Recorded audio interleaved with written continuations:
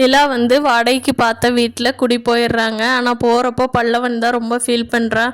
அண்ணி நீங்கள் இல்லைன்னா இந்த வீடு வீடாட்டவே இருக்காது, நீங்கள் போக வேண்டான்னு சொல்லி ரொம்ப கண்ணீர் வடிக்கிறான். ஆனால் நிலா வந்து இல்லை பல்லவா, நான் பக்கத்தில் தானே இருக்கேன், நீ வா வீட்டுக்கு, அப்பப்போ பார்த்துக்கலாம் பல்லவா, எனக்கு இந்த வீட்டில் இருக்கிறதுக்கு ரொம்ப சங்கட்டமாக இருக்குது பல்லவா, எனக்கா வரணும்னு தோணப்போ நானும் இந்த வீட்டுக்கு வந்துட்டு போயிட்டுருக்கேன், நான் இப்போதைக்கு அந்த வீட்டுக்கு போகிறேன் பல்லவா, அவ்வளோதான், இங்கே வரமாட்டேன்ல, இல்லை நீ ரொம்ப கவலைப்படாத அப்படின்னு சொல்கிறாங்க நிலா. சோழன் வந்து ரொம்ப மனசு வருத்தப்படுறாரு. நம்ம சொன்ன பொய்னால தானே நிலா இப்போ வந்து வீட்டை விட்டு கிளம்பி போகிறா, இல்லைன்னா போக மாட்டாள்ல அப்படின்னு சொல்லி அவரும் அவரோட வருத்தத்தை நினச்சி, ஆனால் அவர் நிலா கிட்ட எதுவும் பேச முடியாது, அதனால் கம்முன்னு இருந்துக்கிறாரு. நிலா கிளம்பி போகிறப்போ சேரன் அண்ணா, ஏம்மா நீ போய்த்தான் ஆகணுமா, இங்கேயே உனக்கு எல்லா வசதியும் செஞ்சு கொடுக்குறனே அப்படிங்கிறாங்க.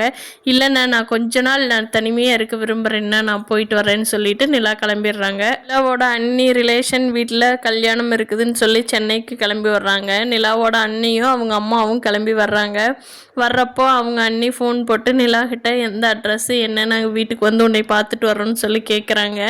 அப்போது நிலாவும் இப்போ போயிருக்கிற வீட்டோட அட்ரஸ் கொடுத்துட்றாங்க.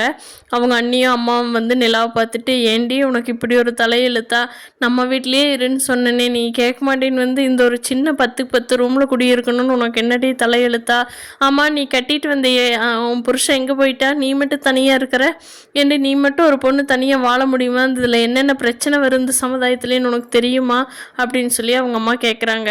அதுக்கு நிலா, நான் பார்த்துக்கிறேம்மா, நீங்கள் என்னை பற்றி ஒன்றும் ஃபீல் பண்ண வேண்டியதில்லை, நீங்கள் எனக்கு கொடுத்த மரியாதையே போதும் அப்படிங்கிறாங்க.